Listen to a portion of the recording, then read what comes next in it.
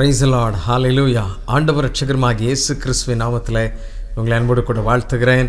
கிறிஸ்துவுக்குள்ளே நீங்கள் சந்தோஷமாக இருப்பீர்கள் என்று சொல்லி நம்புகிறேன். இந்த நிகழ்விலே நான் உங்களை மறுபடியும் சந்திக்கும்படியாக கர்த்தர் கொடுத்த கிருபைக்காக நான் கர்த்தருக்கு நன்றி செலுத்துகிறேன். பிரியமானவர்களே, நீங்களும் நானும் தேவனால் உருவாக்கப்பட்டவர்கள், தேவ சாயலால் படைக்கப்பட்டவர்கள், அவருடைய நீதியை நிறைவேற்றும்படியாக இந்த பூமியிலே கொண்டு வரப்பட்டவர்கள். ஒவ்வொரு மனிதனும் அப்படியாக படைக்கப்பட்டிருக்கின்றான். படைக்கப்பட்ட மனிதனை பிசாசு தந்திரமாக அவன் தனக்கு பிரித்தெடுத்து தன்னுடைய வேலை செய்வதற்கு அவனை உருவாக்கி விடுகிறதை பார்க்கிறோம். அப்படி பிசாசுனுடைய வேலையை செய்யாமல் நாம் தொடர்ச்சியாக கர்த்தருடைய சித்தத்தை நிறைவேற்ற வேண்டுமென்றால், கர்த்தருடைய பிரமாணங்களை கைக்கொண்டு அவருடைய அபிஷேகத்தை பெற்று அவருடைய பாவ மன்னிப்பின நித்தியத்தை பெற்றுக்கொண்டு நித்திய வாழ்வுக்கு நேராக நாம் செல்லும் பொழுது நிச்சயம் கர்த்தர் நம்மை ஆசீர்வதிப்பார், பலப்படுத்துவார் என்பதில் சந்தேகமில்லை. நம்மை தொடர்ந்து அவருடைய பாதையில் வழி நடத்துவார். அல்லேலூயா. ஆண்டவருக்கு மகிமை செலுத்துவோம்.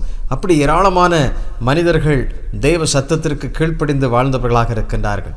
பிரியமானவர்களே, பல்வேறு விதமான மனிதர்கள் அரச பதவியை கூட அவர்கள் துறந்துவிட்டு அவர்கள் கர்த்தருடைய பணியை செய்வதற்கு முன் வந்திருக்கிறதை பார்க்கிறோம். இப்படி ஏராளமான மனிதர்கள் தேவனுடைய சத்தத்திற்கு கீழ்ப்படிந்தபடினாலே ஆமென் பிதாவினுடைய சித்தத்தை செய்வதற்கு அவர்கள் முன் வந்திருக்கிறதை பார்க்கிறோம். நெகேமியா தீர்க்கதரிசியை நீங்கள் எடுத்து பார்ப்பீர்கள் என்றால், நெகேமியாவுடைய புஸ்தகத்தை நீங்கள் வாசிக்கும் பொழுது அங்கே அவன் மிகப்பெரிய ஒரு பொறுப்பில் இருக்கிறான். ராஜாவுக்கு அடுத்த ஒரு காரியத்தில் இருக்கும் பொழுது அவன் அதை விட்டுவிட்டு இடிந்து போன அலங்கத்தை கட்டுவதற்கு அவன் புறப்படுகிறான். ராஜாவினிடத்தில் அனுமதி கேட்கிறான். எல்லா அனுமதியும் பெற்றுக்கொண்டு தேவனுடைய திட்டத்தை நிறைவேற்றுவதற்கு அவன் புறப்பட்டு வருகிறதை பார்க்க முடிகிறது. அப்படி ஏராளமான மனிதர்கள் இப்படி கர்த்தருடைய சத்தத்திற்கு கீழ்ப்படுகிறார்கள். யோசேப்பை குறித்து நாம் நன்றாக பார்க்கிறோம். பார்வோனுடைய அரண்மனையிலே அவன் அடுத்த ஸ்தானத்தில் இருக்கிறான். ராஜாவுக்கு அடுத்த ஸ்தானத்தில் இருக்கிறான். முழு தேசத்திற்கும் அவன் அதிகாரியாக வைக்கப்பட்டிருக்கிறான். எல்லா தேசத்தில் உள்ள அண்டை தேசத்தில் உள்ள ஜனங்களெல்லாம் அவர்கள் நஷ்டப்பட்ட பொழுது, பஞ்சம் பசி வந்த பொழுது அவர்கள் எல்லாரும் இந்த எகிப்து தேசத்தை நோக்கி வந்து ஆமென் யோசேப்பினிடத்தில் அவர்கள் கையேந்தி நிற்கிறதை பார்க்கிறோம். அதற்கு கர்த்தருடைய பிள்ளையாக அவன் தன்னை ஒப்பு கொடுக்கிறதை பார்க்கிறோம். தேவ தரிசனத்தை அவன் பார்க்கிறான். அவனுக்கு பெயரே சொப்பனக்காரன் என்று சொல்லி வைத்திருக்கிறார்கள் என்பதை பார்க்கிறோம். தானியேலோடு கூட இருந்த மனிதர்கள், நண்பர்கள் சாத்ராக், மேஷாக், ஆபேத்நேகோ தான் நட்டிய அந்த பொற்சிலையை அவர்கள் வணங்க வேண்டும் என்று சொல்லி கட்டளை கொடுத்த பொழுது இந்த வாலிபர்கள் மாத்திரம் முடியாது என்கிறார்கள்.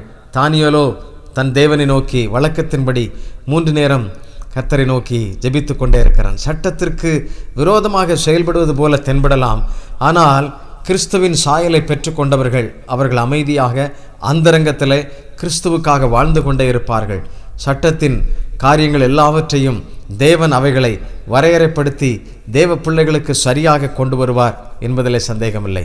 பெரிய நெருப்பு சூளைக்குள்ளாக ராஜாவினுடைய சட்டத்திற்கு கீழ்ப்படியாதனால அந்த எரிகிற நெருப்பு சூளைக்கு அவர்களை கொண்டு செல்கிறார்கள். தூக்கி கொண்டு சென்றவர்கள் மரித்து போனார்கள். ஆனால் உள்ளே 3 பேராக தூக்கி போடப்பட்டவர்கள் 4 பேராக உலா வருகின்றார்கள். ராஜா கூப்பிட வெளியே வருகிறார். எவ்வளோ பெரிய ஆச்சரியம்!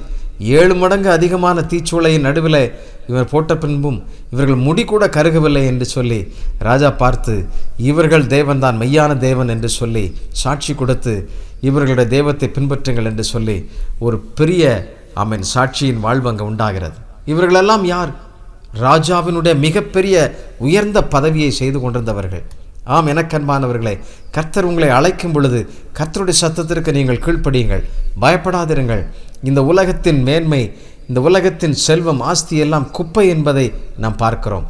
இவைகள் ஒன்றும் நம்முடைய நித்திய வீட்டிற்கு, நித்திய மகிமைக்கு ஈடாகுவதே இல்லை. நீங்கள் நம்பிக்கையோடு இருப்பீர்கள் என்று நான் எண்ணுகிறேன். நீங்கள் கிறிஸ்துவின் மேல் பற்றுள்ளவர்களாக இருப்பீர்கள் என்றால் நீங்கள் பயப்படாதிருங்கள். உங்களுக்கு வருகின்ற உபத்திரவமோ, எந்த பசியோ, பட்டினியோ, மரணமோ எதுவானாலும் கிறிஸ்துவின் சாயலை விட்டு உங்களை பிரிக்கவே முடியாது. அல்லேலூயா. சந்தோஷமாக இருக்கிறீங்களா? நம்பிக்கையோடு இருக்கிறீங்களா? ஒரு அல்லேலூயா சொல்லுங்க. கர்த்தருக்கு மகிமை செலுத்துங்க. ஆண்டவரை துதிங்க. அல்லேலூயா. கர்த்தர் மெய்யாகவே பெரிய காரியங்களை செய்வார். தேவ சத்தத்திற்கு கீழ்ப்படுகிற மனிதர்களை ஆண்டவர் கைவிடுவதே இல்லை. நீங்கள் விசுவாசிக்கிறீங்களா? தேவ சத்தத்திற்கு கீழ்ப்படுகிற மனிதர்களை கர்த்தர் கைவிடுவதே இல்லை. ஏராளமான நபர்களை கர்த்தர் தொடர்ந்து வழிநடத்தியிருக்கிறார், இன்றைக்கும் நடத்தி கொண்டே இருக்கிறார். நீங்கள் அவருடைய வசனத்தை வாசித்து ஜெபித்து தியானித்து அவருடைய சத்தத்திற்கு கீழ்ப்படிந்து இருப்பீர்கள் என்றால் கர்த்தர் ஆமென் உங்களுக்கு நிச்சயமாக பதிலளிப்பார், இறங்குவார் என்பதிலே சந்தேகமில்லை.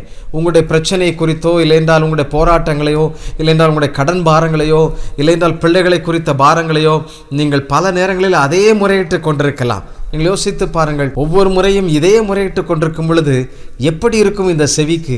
ஐயோ, எப்பொழுது வந்தாலும் இதே புலம்பல் தானா என்று சொல்லியிருக்கும். ஆகவே கர்த்தர் செய்த நன்மைகளுக்கு நன்றி செலுத்துங்கள்.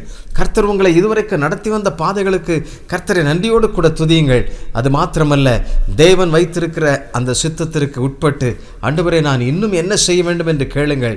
ஆண்டவர் உங்களுக்கு செய்ய சொல்லுவதை நீங்கள் செய்து பாருங்கள். உங்களுடைய போராட்டங்கள், பிரச்சனைகள், பாடுகள் எல்லாம் மறைந்து போகும் என்பதில் சந்தேகமில்லை. ஒரு ஆமென் சொல்லுங்க. அல்லேலூயா. கர்த்தர் நிச்சயமாக உதவி செய்வார். அன்புக்குரியவர்களே, ஆமென். பல்வேறு பிரச்சனைகளோடு கூட, போராட்டங்களோடு, வியாதிகளோடு கூட போராடி கொண்டிருக்கலாம். நீங்கள் கர்த்தருடைய சமூகத்திற்கு நீங்கள் உள்ளே வாருங்கள். தேவ திட்டத்திற்கு உங்களை ஒப்பு கொடுத்து பாருங்கள். நிச்சயமாக கர்த்தர் மிகப்பெரிய அற்புதங்களையும் அடையாளங்களையும் செய்வார் என்பதிலே சந்தேகமில்லை. வேதத்திலே ஒரு மனிதன் அப்படி இருந்தான். அவனுடைய பெயர் நோவா. அவன் எப்படி கர்த்தருடைய சத்தத்திற்கு கீழ்ப்படிந்தான் என்பதை குறித்து நீங்கள் ஆதியாகமம் 6ஆம் அதிகாரத்திலிருந்து 9ஆம் அதிகாரம் வரைக்கும் நீங்கள் பார்ப்பீர்கள் என்றால் அங்கே அதை குறித்து தெளிவாக சொல்லப்பட்டிருக்கிறது. எனக்கு அன்பானவர்களே, தேவன் இந்த தேசத்தை பாவம் பெருகி போய்விட்டது, ஜனங்களை மாற்ற வேண்டும், ஜனங்களை கர்த்தருக்கு நேராக கொண்டு வர வேண்டும் என்பதற்கு அவர் மறு உலகத்தை உருவாக்குவதற்கு ஜலத்தினால் அழிக்க திட்டம் பண்ணினார். அப்படி திட்டம் பண்ணும் பொழுதுதான் நோவா என்கிற மனிதனை கண்டுபிடித்தார். அவனோடு கூட பேச ஆரம்பிக்கின்றார். உலகத்தின் நிலைமையை குறித்து சொல்லுகிறார். 6ஆம் அதிகாரம் 5ஆம் வசனத்திலே இப்படி சொல்லுகிறார். என்ன சொல்லுகிறது பாருங்கள். மனுஷனுடைய அக்கிரமம் பூமியிலே பெருகிறது என்றும் அவன் இருதயத்தின் நினைவுகளின் தோற்றமெல்லாம் நித்தமும் பொல்லாதது என்றும் கர்த்தர் கண்டு அப்படின்னு சொல்லப்பட்டிருக்கிறது. கர்த்தர் கண்டு. அதுக்கு அடுத்த வசனம் என்ன சொல்லுகிறது பாருங்கள். தான் பூமியிலே மனுஷனை உண்டாக்கினதற்கு கர்த்தர் மனஸ்தாபப்பட்டார், அது அவர் இருதயத்திற்கு விஷனமாயிருந்தது என்று சொல்லப்பட்டிருக்கிறது. மனிதன் எப்படி எல்லாமோ தோன்றினான் என்று சொல்லி பல்வேறு விதத்தில் உலகம் பேசி கொண்டிருக்கிற நாட்களிலே பிரியமானவர்களை, கர்த்தருடைய வார்த்தை நமக்கு தெளிவாக சொல்லுகிறது. என்ன சொல்லப்பட்டிருக்கிறது? தான் பூமியிலே மனுஷனை உண்டாக்கினதற்காக கர்த்தர் மனஸ்தாபப்பட்டார் என்று சொல்லப்பட்டிருக்கிறது. அல்லேலூயா. அது அவருடைய இருதயத்திற்கு விசனமாயிருந்தது. காரணம் என்ன? இந்த மனுஷனுடைய அக்கிரமம் பூமியிலே பெருகி இருக்கிறதை பார்க்கிறோம். இன்றைக்கும் ஒருவரை ஒருவர் நேசிக்க முடியவில்லை, ஒருவருக்காக ஒருவர் உதவி செய்வதற்கு யாரும் இல்லை. இன்றைக்கு ஜனங்கள் பொறாமையினாலும் போட்டியினாலும் வாழ்ந்து கொண்டே இருக்கிறதை பார்க்கிறோம். அக்கிரமம் பெருகி கொண்டே இருக்கிறதை பார்க்கிறோம். எங்கும் விபச்சாரங்களும் வேசித்தனங்களும் கள்ளர்களும் திருடர்களும் பகையாளிகளாய் பெருகி கொண்டிருக்கிற ஜனத்தை நாம் பார்க்கிறோம். ஒரு நாடு இன்னொரு நாட்டிற்கு விரோதமாக, ஒரு ஜனம் இன்னொரு ஜனத்திற்கு விரோதமாக, ஒரு மொழி இன்னொரு மொழிக்கு விரோதமாக இப்படி செயல்பட்டு கொண்டே இருக்கிறதை பார்க்கிறோம். இப்படிப்பட்ட சூழ்நிலையிலே அங்கே என்ன நடக்கிறது பாருங்கள். அவருடைய இருதயத்திற்கு அது விஷனமாயிருந்தது என்று சொல்லப்பட்டிருக்கிறது. அப்படி சொல்லிதான் அவர் என்ன செய்கிறார்? அவர் 7ஆம் வசனத்திலே அவர் ஒரு தண்டனை அறிவிக்கிறதை பார்க்கிறோம். உலகத்தின் நிலைமை இப்படி சென்று கொண்டே இருக்கும் பொழுது ஆண்டவர் நேரடியாக இறங்கி வந்து சில காரியங்களை செய்கிறதை பார்க்கிறோம். என்ன சொல்லுகிறார்? ஆதியாகமம் 6ஆம் அதிகாரம் 7ஆம் வசனத்திலே, அப்பொழுது கர்த்தர் நான் சிருஷ்டித்த மனுஷனை பூமியின் மேல் வைக்காமல் மனுஷன் முதற்கொண்டு மிருகங்கள், ஊரும் பிராணிகள், ஆகாயத்து பறவைகள் பரியந்தமும் உண்டாயிருக்கிறவைகளை நிக்கிரகம் பண்ணுவேன். நான் அவர்களை உண்டாக்கினது எனக்கு மனஸ்தாபமாய் இருக்கிறது என்றார். இந்த பூமியிலே மனிதர்களை உண்டாக்கினது எனக்கு மனஸ்தாபமாய் இருக்கிறது என்று சொல்லி ஆதியாகமம் 6ஆம் அதிகாரம் 7ஆம் வசனத்திலே இந்த வசனம் தெளிவாக நமக்கு சொல்லுகிறதை பார்க்கிறோம். பிரியமானவர்களே, தேவனுடைய சத்தத்திற்கு கீழ்ப்படியும் பொழுது ஆண்டவர் பல்வேறு விதங்களிலே நம்மை காப்பாற்றுகிறார். அது மாத்திரமல்ல, நம்முடைய சந்ததிகளையும் காப்பாற்றி இந்த தேசத்திற்கு ஆசீர்வாதமாக நம்மை கொண்டு வந்து நிறுத்துகிறார் என்பதற்கு இந்த நோவா மிகப்பெரிய அடையாளமாக, சாட்சியாக நமக்கு வைக்கப்பட்டிருக்கிறதை பார்க்கிறோம். எப்படி நடந்தது பாருங்கள். தேவன் அந்த நோவாவின் மேல் ஒரு கிருபையை வைக்கிறதை நாம் பார்க்கிறோம். 6ஆம் அதிகாரம் 8ஆம் வசனத்தில் நோவாவுக்கோ கர்த்தருடைய கண்களில் கிருபை கிடைத்தது என்று சொல்லப்பட்டிருக்கிறது. ஏன் அப்படி கிருபை கிடைக்க வேண்டும்? ஏன் இதற்காக அப்படி என்றால், தேவன் சொல்லுகிறபடியெல்லாம் நோவா செய்கிறதை பார்க்கிறோம். பேழையின் உயரம் எப்படி இருக்க வேண்டும், பேழையின் அகலம் எப்படி இருக்க வேண்டும், பேழைக்கு எங்கே ஜன்னல் வைக்க வேண்டும், பேழையினுடைய மரம் எதனால் கட்டப்பட வேண்டும் என்பதெல்லாம் குறித்து அழகாக தேவன் நோவாவுக்கு வெளிப்படுத்தினபடினால் அவன் என்ன செய்கிறான்? அது ஒரு தண்ணீர் உள்ள இடமில்லை. ஆம் பிரியமானவர்களே, அதை கட்ட ஆரம்பிக்கின்றான். எல்லா ஜனங்களும் வந்து அவனை பார்த்து சொல்லுகிறார்கள், ஏளனமாக சொல்லுகிறதை பார்க்கிறோம். எப்படி, இது என்ன, எதற்கு என்று சொல்லி இவனுக்கு பைத்தியம் பிடித்தது என்கிறது போல பல்வேறு விதங்களில் பேசுகிறதை பார்க்கிறோம். ஆம் பிரியமானவர்களே, நோவாவுக்கு ஆமேன் கர்த்தருடைய கண்களில் கிருபை கிடைத்தது. அதனால தான் நோவா இந்த உலகத்தின் சத்தங்கள் எல்லாம் கேட்கவே இல்லை, பரலோகத்தின் சத்தத்தை மார்த்தம் கேட்டான். நிறைய நேரங்களில் நம்ம உலகத்தின் சத்தத்தை கேட்டுக்கிட்டே இருப்போம், என்னால் பரலோகத்தின் சத்தத்தை நம்ம கேட்கவே முடியாது. இந்த உலகத்தின் சத்தம் கேட்கிறதற்கு முன்னாகவே நாம் பரலோகத்திலிருந்து கர்த்தருடைய சத்தத்தை கேட்க வேண்டும். விசுவாசிக்கிறீங்களா? அவர் அல்லேலூயா சொல்லுங்க. அல்லேலூயா, ஆமென். இந்த உலகம் உங்களை பார்ப்பதற்கு முன்பதாக நீங்கள் கர்த்தரை பார்த்து விட வேண்டும், அவருடைய முகத்தை பார்க்க வேண்டும், அவரை நீங்கள் தரிசிக்க வேண்டும். இன்றைக்கு என்ன செய்ய வேண்டும், என்ன சொல்ல வேண்டும், எங்கு செல்ல வேண்டும், எப்படி பேச வேண்டும், எல்லாவற்றையும் நீங்கள் அவரிடத்தில் கேட்பீர்கள் என்றால் ஆமென், உங்களுடைய வேலைகளில் என்ன செய்ய வேண்டும் என்பதெல்லாம் ஆண்டவர் தெளிவாக உங்களுக்கு விளக்குவார், சரியாக வழி நடத்துவார். நோவாவுக்கு அதை அழகாக சொல்லுகிறதை பார்க்கிறோம். கிருபை என்பது சாதாரணமாக அல்ல, அது தேவனால் உண்டான ஈவு என்பதை பார்க்கிறோம். எபேசியர் 2:8 இப்படி சொல்லப்பட்டிருக்கிறது, ரட்சிப்பு எப்போதும் தேவனுடைய கிருபையால் மட்டுமே நமக்கு கிடைக்கிறது. அல்லேலூயா. ரட்சிப்பு என்பது என்ன? விடுதலை. எவைகளிலிருந்து? பாவத்திலிருந்து, சாபத்திலிருந்து, மனிதனுடைய ரோகம், ஆமென், எல்லாவற்றிலிருந்து விடுதலை, இந்த உலகத்தின் பிடியிலிருந்து விடுதலை, அவைகளிலிருந்து ரட்சிப்பு உண்டாகிறது. எப்படி ரட்சிப்பு உண்டாகிறது? அவருடைய சொந்த பிள்ளையாக மாறும் பொழுது, அவருடைய வசனத்தை ஏற்றுக்கொண்டு நான் கர்த்தருடைய பிள்ளை என்று சொல்லி அறிக்கையிடும் பொழுது, பாவத்தை விட்டு விலகி பரிசுத்த வாழ்வுக்கு நம்மளை ஒப்புக் கொடுக்கும் பொழுது, அவருடைய இரத்தத்தினால் கழுவப்பட்ட பிள்ளைகளாக நாம் நீரிலே முங்கி ஆமென், இனி நான் நீதிக்கென்று பிழைத்திருக்கிறேன், தேவனுக்கென்று பிழைத்திருக்கிறேன் என்று நாம் அறிக்கை செய்யும் பொழுது தேவ சாயலுக்கு நேராக நம்மை ஒப்புக் கொடுக்கிறோம். அப்படி செய்யும் பொழுது பழைய மனிதன், பழைய ஸ்பாவம் அழிந்து விடுகிறது, புதிய மனிதன் நமக்குள்ளாக உண்டாகிறது, புது தோற்றம் வருகிறது, புது திட்டம் வருகிறது, புது சாயல் உண்டாகிறது, தேவனுடைய சித்தத்தை செய்யக்கூடிய எண்ணம் நமக்குள்ளாக பிறக்கிறது. ஒரு ஜான் வயிற்றுக்காக மாத்திரம்தான் நாம் இந்த பூமியிலே சில வேலைகளை செய்து கொண்டிருப்போமே தவிர மீதி எல்லா நேரங்களிலும் கர்த்தருடைய சிந்தை கொண்டவர்களாக, கர்த்தருக்கென்று செயல்படுகிறவர்களாக மாறிவிடுவோம். அல்லேலூயா. இந்த ரட்சிப்பு என்பது, இந்த அடிமைத்தனத்தின் விடுதலை என்பது நீங்கள் வர முடியாத, வெளிவர முடியாத பல பிரச்சனைகளாக இருக்கலாம், பல போராட்டங்களாக இருக்கலாம், அது கடன் பாரமாக இருக்கலாம், இல்லை சரீர வியாதிகளாக இருக்கலாம், இல்லை குடும்பத்தில் சில சிக்கலான பிரச்சனைகளாக இருக்கலாம். ஆண்டவரின் கிருபையை கேளுங்கள், ஆண்டவரின் தயவை கேளுங்கள், ஆண்டவருடைய சித்தம் செய்வேன் என்று சொல்லி உங்களை அர்ப்பணியுங்கள். ஆதி நாட்களிலே ஆம் எத்தனையோ குடும்பங்களில் எத்தனையோ பிள்ளைகளை ஆமென் முதல் பிள்ளையை இந்த ஊழியத்திற்கென்று அர்ப்பணித்திருக்கிறார்கள். பல்வேறு விதமான சூழ்நிலைகளிலே என் பிள்ளையை ஆண்டவரே உம்முடைய ராஜ்யத்தின் பணிக்கென்று நான் அர்ப்பணிக்கிறேன், ஒப்புக் கொடுக்கிறேன், ஊழியத்திற்கென்று ஒப்புக் கொடுக்கிறேன் என்று ஒப்புக் கொடுத்த எத்தனையோ சாட்சிகளை நாம் கேட்டிருக்கிறோம். இன்றைக்கு அப்படி உண்டா? இன்றைக்கு அப்படிப்பட்ட அர்ப்பணம் இருக்கிறதா? தேவன் நம்மிடத்தில் அவைகளை எதிர்பார்க்கிறார். ஏன் இன்றைக்கு அப்படி செய்ய முடியவில்லை? உலகத்தின் காரியம் நம்மேல் அதிகமாகிறது, உலகத்தின் சாயல் நமக்குள்ளாக அதிகமாகிறது. ஆம் பிரியமானவர்களே, நீரில் பயணம் செய்கின்ற ஒரு படகு ஒருபோதும் அந்த படகிற்குள்ளாக நீர் வரவே முடியாது. கடலின் மேல் தான் அது பயணம் செய்து கொண்டிருக்கும். அதை தேவனை இயக்குகிறவராக இருக்கிறார். எப்பொழுது கடல் நீர் ஆமென் உலகம் அந்த படகிற்குள்ளாக வருகிறதோ அப்பொழுது அது அமிழ்ந்துவிடும். தேவ திட்டத்தை விட்டு அது தூரமாய் போய்விடுகிறதை பார்க்கிறோம். அப்படிதான் மனிதனுக்குள்ளாக இப்படி அசுத்தமான சுபாவங்கள் தேவனுடைய சாயல் இல்லாமல் துன்மார்க்கருடைய வழியிலே செல்வதனாலே ஏராளமான தவறான சிந்தனைகள், தவறான காரியங்களை உள்ளே போட்டு அசை போட்டு கொண்டு இந்த விசுவாசம் கெட்டுப்போகிறது. தேவனுடைய ரட்சிப்பு ஆமென், தேவனுடைய நீதி, அவைகள் எல்லாவற்றையும் இழந்து விடுகிறோம். தேவ சாயலை இழந்து விடுகிறோம். ஏன் இழக்கிறோம்? தேவனுடைய பிள்ளைகள் எப்பொழுதும் தேவனோடு கூட ஐக்கியம் கொண்டிருப்பார்கள், தெய்வ பிள்ளைகளோடு கூட ஐக்கியம் கொண்டிருப்பார்கள். அப்படிப்பட்ட ஒரு உறவில் இருக்கும் பொழுது இந்த கிருபை பெருகும். ஆமென். எப்பொழுதும் துதிப்பார்கள், எப்பொழுதும் பாடுவார்கள், தீமையான காரியங்களை விடுவார்கள். தேவனுக்கு பிரியமில்லாத எல்லா பழைய சுபாவங்களும் சாயல்களும் மறைந்து போகும் கர்த்தருக்கு நாம் நிற்கும் பொழுது. பிரியமானவர்களே, எல்லா மனுஷருக்கும் ரட்சிப்பை அளிக்கத்தக்க தேவ கிருபையானது பிரசன்னமாகி என்று சொல்லப்பட்டிருக்கிறது. எல்லா மனுஷருக்கும் இந்த உலகத்தில் எவ்வளோ பெரிய பாவம் செய்திருந்தாலும் சரி, இந்த உலகத்தில் எவ்வளவோ பெரிய போராட்டங்களை செய்திருந்தாலும் சரி, இல்லை என்றால் இந்த உலகத்தில் எத்தனையோ விதமான பிரச்சனைகளில் சிக்கி வெளியே வர முடியாமல் இருந்தாலும் எல்லா மனுஷருக்கும் விடுதலை அளிக்கும்படியாகத்தான் மனுஷகுமாரன் இந்த உலகிற்கு வந்தார் என்பதை நாம் பார்க்கிறோம். பிரியமானவர்களே, நோவாவுக்கு கர்த்தருடைய கண்களில் கிருபை கிடைத்தது.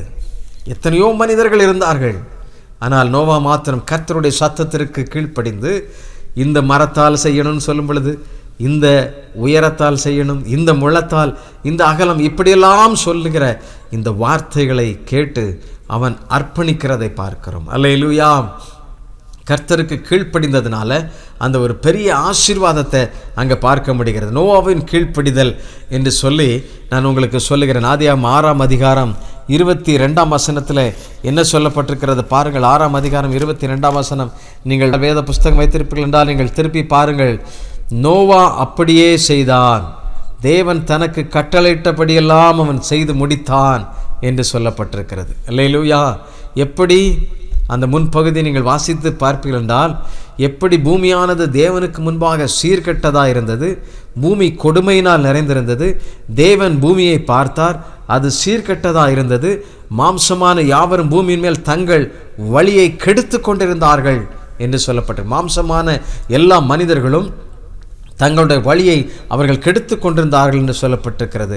அப்பொழுது தேவன் நோவாவை நோக்கி, மாம்சமான யாவரின் முடிவும் எனக்கு முன்பாக வந்தது, அவர்களாலே பூமி கொடுமையினால் நிறைந்தது, நான் அவர்களை பூமியோடும் கூட அழித்து போடுவேன். நீ கொப்பேர் மரத்தால் உனக்கு ஒரு பேழை உண்டாக்கு, அந்த பேழையிலே அறைகளை உண்டு பண்ணி அதை உள்ளும் புறமுமாக கீழ் பூசு, நீ அதை பண்ண வேண்டிய விதம் என்னவென்றால் என்று சொல்லி இப்படி தொடர்ச்சியாக சொல்லி நோவா அப்படியெல்லாம் செய்தான் என்று சொல்லப்பட்டிருக்கிறது. எப்படி தேவன் சொன்னபடியெல்லாம் செய்கிறான். நீங்கள் ஆண்டவர் சொல்லுகிறபடியெல்லாம் செய்கிறீர்களா? ஆண்டவருடைய சித்தத்தை நிறைவேற்றுகிறீர்களா? தேவனுடைய விருப்பத்தை நிறைவேற்றுகிறீர்களா? இல்லையென்றால் உங்களுடைய காரியம் நடைபெற வேண்டும், சித்தி பெற வேண்டும் என்பதற்காக எப்பொழுதும் தேவனிடத்தில் போய் எப்பொழுதும் நீங்கள் புலம்பிக் கொண்டே இருக்கிறீர்களா? ஆண்டவர் உங்களை எதிர்பார்த்து காத்திருக்கிறார். நீங்கள் அவருக்காக செயல்பட வேண்டிய நாட்கள் இது. நீங்கள் அவருக்காக ஜெபிக்க வேண்டிய நாட்கள் இது. இந்த தேசத்தை சுத்திகரிக்க வேண்டிய பொறுப்பை ஆண்டவர் நம்முடைய கரங்களிலே தந்திருக்கிறார். எதற்காக? நீங்கள் தேவ பிள்ளைகள் என்பதனால் ஆண்டவர் நமக்கு அவைகளை கொடுத்திருக்கிறார் என்பதை மறந்துவிடவே கூடாது. எபிரேயர் 11ஆம் அதிகாரம் 7ஆம் வசனத்திலே நோவாவினுடைய செய்த செயல் அங்கே வெளிப்பட்டிருக்கிறதை பார்க்கிறோம். இந்த 11ஆம் அதிகாரம் எபிரேயர் 11 விசுவாசிகளுடைய அட்டவணை பட்டியல் என்று சொல்வார்கள். 7ஆம் வசனத்திலே இந்த நோவாவினுடைய பெயர் இடம்பெற்றிருக்கிறது. நான் வாசிக்கிறேன், கேளுங்கள். விசுவாசத்தினாலே நோவா தற்காலத்திலே காணாதவைகளை குறித்து தேவ எச்சரிப்பு பெற்று பயபக்தி உள்ளவனாகி தன் குடும்பத்தை ரட்சிப்பதற்கு பேழையை உண்டு பண்ணினான். அதனாலே அவன் உலகம் ஆக்கினைக்குள்ளது தீர்த்து விசுவாசத்தினால் உண்டாகும் நீதிக்கு சுதந்திரவாளியானான் என்று சொல்லி பார்க்கிறோம். அல்லேலூயா. அதனாலே அவன் உலகம் ஆக்கினைக்குள்ளானதென்று தீர்த்து விசுவாசத்தினால் உண்டாகும் நீதிக்கு சுதந்திரவாளியாகிறான். அல்லேலூயா. இந்த விசுவாசத்திற்கு உண்டாகும் நீதிக்கு அவன் எப்படிறான்? சுதந்திரவாளி, விடுதலையான மனிதனாக இருக்கிறான். காரணம் என்ன?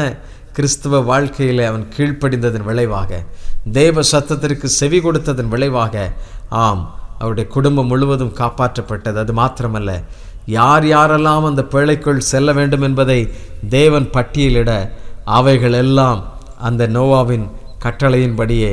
ஆமென். 7ஆம் அதிகாரம் 8ஆம் வசனத்தில் என்ன சொல்லப்பட்டிருக்கிறது பாருங்கள். தேவன் நோவாவுக்கு கட்டளையிட்டபடியே சுத்தமான மிருகங்களிலும் சுத்தமில்லாத மிருகங்களிலும் பூமியின் மேல் ஊறும் பிராணிகள் எல்லாவற்றிலேயும் ஜோடு ஜோடாக நோவாவின் பேழைக்குள் புறப்பட்டன என்று சொல்லப்பட்டிருக்கிறது. அல்லேலூயா. கர்த்தர் எப்படி அற்புதங்களை செய்கிறார் என்பதை பாருங்கள். எவ்வளவு பெரிய ஆச்சரியம்! இது தேவ தயவு, தேவ கிருபை. அல்லேலூயா. தேவ சத்தத்திற்கு கீழ்ப்படியும் பொழுது, அல்லேலூயா, பேழை என்பது கர்த்தரால் உண்டு பண்ணப்பட்டது. ரட்சிப்பின் பேழை, அது சிலுவையின் பேழை, கிறிஸ்து என்கிற பேழை. இந்த பேழைக்குள்ளாக நாம் வரும் பொழுது கர்த்தர் நமக்கு வெற்றியை கொடுப்பார், விடுதலையை தருவார் என்பதிலே சந்தேகமே கிடையாது. 2 கொரிந்தியர் 5ஆம் அதிகாரம் 17ஆம் வசனம் இப்படி சொல்லப்பட்டிருக்கிறது. ஒருவன் கிறிஸ்துவுக்கு உள்ளாயிருந்தால், ஒருவன் கிறிஸ்துவின் பேழைக்குள்ளாயிருந்தால் புது சிருஷ்டியாக இருக்கிறான். பழையவைகள் ஒளிந்து போயின. பாவமான மனிதன் ஒளிந்து போகிறான். பிழைக்குள்ளாக ரட்சிப்பு உண்டாகிறது. கிறிஸ்துவுக்குள்ளாக நீங்கள் வரும் பொழுது உங்களுடைய எல்லா பிரச்சனைகள் பெரிதாக இருக்கலாம், போராட்டங்கள் பெரிதாக இருக்கலாம். ஆனால் நீங்கள் கிறிஸ்துவண்டை வாருங்கள். ஒரு தேவாலயத்தில் போய் உட்கார்ந்து இரவும் பகலும் ஆண்டவரிடத்தில் கேளுங்கள், ஆண்டவரே எனக்கு உதவி செய்யும்.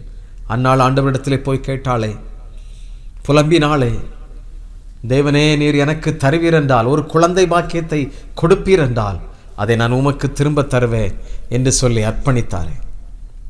ஆம் பிரியமானவர்களே, எத்தனை ஆண்டுகள் ஏமாற்றப்பட்ட ஒரு வாழ்வில் வாழ்ந்து கொண்டிருந்த அந்நாளுக்கு தேவன் இறங்கினார், அவருடைய கற்பத்தை திறந்தார். அழகான சாமுவேலை கர்த்தர் கொடுத்தார். எவ்வளவு பெரிய பாக்கியம்! தீர்க்கதரிசிகளின் தலைவனாக தேவன் அவளை உருவாக்குகிறதை பார்க்கிறோம். காத்திருக்கின்ற நேரம் தோல்வியான நேரங்கள் அல்ல, காத்திருக்கின்ற நேரம் வெற்றியான நேரம். தேவனுடைய சமூகத்தில் அந்நாள் காத்திருந்தாள், வெற்றி கிடைத்தது. இந்த உலகத்தின் மனிதர்கள் ஏளனமாய் பேசும் பொழுது நோவா கர்த்தருடைய சத்தத்தை மாத்திரம் கேட்டு பேழையை கட்டி கொண்டிருந்தான். பேழைக்கு உள்ளாக சென்று அவர்கள் குடும்பம் பாதுகாக்கப்பட்டது. நீங்கள் கிறிஸ்துவின் பேழைக்குள்ளாக இருக்கிறீர்களா? கிறிஸ்துவின் பேழைக்குள்ளாக இருக்கும் பொழுது, நீங்கள் ரட்சிக்கப்பட்டு அவரோடு கூட இருக்கும் பொழுது நீங்கள் காப்பாற்றப்படுவீர்கள். அது மாத்திரமல்ல, உங்களோடு கூட உள்ள எல்லா ஜனங்களையும் காப்பாற்றுவதற்கு ஆண்டவர் வாய்ப்பு கொடுப்பார். உலகத்தின் எல்லா பிராணிகளும் காப்பாற்றப்பட்டிருக்கிறது. அப்படி என்றால் இந்த வாய்ப்பை ஆண்டவர் இன்றைக்கு உங்களுக்கு கொடுத்திருக்கிறார். பேழையின் ரட்சிப்பு, ஆர்க் ஆஃப் சால்வேஷன். இந்த பேழை ரட்சிப்பு என்கிற பேழை அது பயணித்ததா? பயணித்தது. பெருமழை வந்ததா? வந்தது. அல்லேலூயா. நாம் அழகாக ஒரு பாடல் பாடுவோமே, பெருமழை பெய்தது நீர் உயர்ந்தது, பெருமழை பெய்தது நீர் உயர்ந்தது. எவ்வளவு அழகான பாடல்! இன்றைக்கும் அதை நினைவு கூறுகிறோம். அல்லேலூயா. கர்த்தருடைய சத்தத்திற்கு கீழ்ப்படி, ஆண்டவரே என் இருதயத்தில் என் எண்ணங்களில் இருக்கின்ற இரைச்சல்கள் மாறட்டும், என் சிந்தனையில் இருக்கிற அசுத்தங்கள் மறையட்டும், அவிசுவாசங்கள் விலகி போகட்டும். ஆண்டவரிடத்தில் கேளுங்கள். பல குடும்பங்களில் இருக்கின்ற ஐயோ எப்பொழுதும் எப்பொழுதும் எப்பொழுதும் ஒரே அசுத்தமான பேச்சுகள், தவறான எண்ணங்கள், தவறான பேச்சுகள், ஒருவருக்கொருவர் கடிந்து பட்சித்து கொண்டிருக்கிற நேரங்கள். கர்த்தர் அதை இன்று மாற்றுகிறார். தெய்வ சமூகத்தில் உங்களை நீங்கள் ஒப்பு கொடுக்கும் பொழுது கர்த்தர் உங்களுக்கு புதிய ஜீவன், புதிய கிருபை தந்து உங்களை வழி நடத்துகிறார். அல்லேலூயா. கர்த்தருடைய சமூகத்தில் ஒப்பு கொடுத்து பாருங்கள். உங்களுடைய வாழ்வு ஒரு புதிய ஆரம்பமாக மாறும், புதிய வெற்றியாக மாறும். ஆண்டவர் உங்களை நிச்சயமாக ஆசீர்வதித்து வழி நடத்துவார். ஆதியாகமம் 9ஆம் அதிகாரம் 1ஆம் வசனம் இப்படி சொல்லுகிறது, பின்பு தேவன் நோவாவையும் அவன் குமாரரையும் ஆசீர்வதித்து, நீங்கள் பலுகி பெருகி பூமியை நிரப்புங்கள். நீங்கள் பலுகி பெருகி பூமியை நிரப்புங்கள். எவ்வளவு அற்புதமான காரியம் பாருங்கள். கீழ்ப்படிந்ததினாலே அவர்கள் பூமியில் ஆசீர்வதிக்கப்பட்டிருக்கிறார்கள். 13ஆம் வசனத்தில், என் வில்லை மேகத்தில் வைத்தேன், அது எனக்கும் பூமிக்கும் உண்டான உடன்படிக்கையின் அடையாளமாக அந்த வானவில்லை வைக்கிறதை பார்க்கிறோம். ஆண்டவர் இன்றைக்கும் அவர் சொன்னபடியே செய்து கொண்டிருக்கிறதை பார்க்கிறோம். பிரியமானவர்களே, நீங்களும் நானும் கிறிஸ்துவின் புதிய படைப்புகள். அவருடைய திட்டத்திற்கு நம்மை ஒப்புக் கொடுக்கும் பொழுது அவர் நிச்சயமாக நம்மை பலப்படுத்துவார். பாவ வெள்ளத்திலிருந்து, பாவ இந்த ஜலத்திலிருந்து காப்பாற்றுகின்ற ஒரே பேழை இயேசு கிறிஸ்து மாத்திரம்தான். அவரில் உள்ளவர்களுக்கு மாத்திரமே இந்த ரட்சிப்பு உண்டாகிறது. அவரில் இருக்கிறவர்கள் மாத்திரமே பிழைத்துக் கொள்வார்கள். அவரை நோக்கி பார்த்தவர்களே பிழைத்துக் கொள்கிறார்கள் என்று சொல்லி பார்க்கிறோம். பாவத்தில் மூழ்கியிருந்த இந்த உலகத்திற்கு வெற்றி யார் மூலமாக உண்டாகிறது? தேவன் தேடுகிற நோவா. தேவன் தேடுகிற நோவா நீங்களாக இருக்கலாம். தேவனுடைய கண்களிலே எப்படி கிருபை உண்டாகிறது? அவருடைய சத்தத்திற்கு கீழ்ப்படியும் பொழுது அந்த கிருபை நமக்கு உண்டாகிறது. கர்த்தர் ஆசீர்வதித்து பேழைக்குள்ளாக அனுப்புகிறார். கிறிஸ்து என்கிற அந்த பேழைக்குள்ளாக அனுப்புகிறார். அவர் சட்டைகளுக்குள்ளாக நம்மை மறைத்துக் கொள்ளுகிறார், பாதுகாத்து நம்மை ஆசீர்வதிக்கிறார், பலப்படுத்துகிறார். பேழைக்கு உள்ளாக வந்தவர்களே ரட்சிக்கப்பட்டார்கள், பாதுகாக்கப்பட்டார்கள். பாவத்தின் காரணமாக அங்கே ஒரு தீர்ப்பு உண்டாகிறதை பார்க்கிறோம். சில குடும்பங்களில் அந்த சாபம், பாவம் இப்பொழுதே ஆண்டவர் விசாரிக்கிறதை பார்க்கிறோம். சில பட்டணங்களில் அந்த சாபம் எப்பொழுதும் இருக்கும். அந்த பட்டணத்தில் நன்மை உண்டாயிருக்கிறது. சில தொழில்களில் அது ஆசீர்வாதம் இல்லாத தொழில்களாக இருக்கும். காரணம் என்றால் கர்த்தருக்கு பிரியமில்லாத சில சாபமான காரியங்களை செய்து கொண்டிருப்பார்கள். அந்த தொழிலில் கர்த்தருக்கு அது பிரியமே இருக்காது. அதனால் அவர் அதை ஆசீர்வதிக்க முடியாது.